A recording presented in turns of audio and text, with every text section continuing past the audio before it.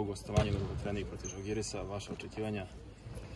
Igramo protiv dobre ekipe koje dugo zajedno na broju znaju da igraju, fizički mnogo dominantni, igrali smo skoro s njima na Kipru, tako da očekujem fizički pre svega zahtjevnu utakmicu. Očekuješ konačno pobedu da se... To se dugo. Očekujem da idemo svakako spremni, mislim da smo u dobrom ritmu kao i oni do duše. Igraju na domaćem terenu, znamo da oni imaju tamo veliku podršku sa tribina od njihovih navijača, tako da svakako da očekujem, idemo naravno da pobedimo utakmicu, idemo spremni, daćemo sve od sebe pa ćemo vidjeti. Kakav je osjećaj vidjeti Zvezdu kao prvu na tabeli Euroligi? Dobar, da će tako biti do kraja. Koliko Rokas može da nam pomogne? I on je rekao sam da nikada u Kaunasu nije pobedio dok igrao za drugu pobedu.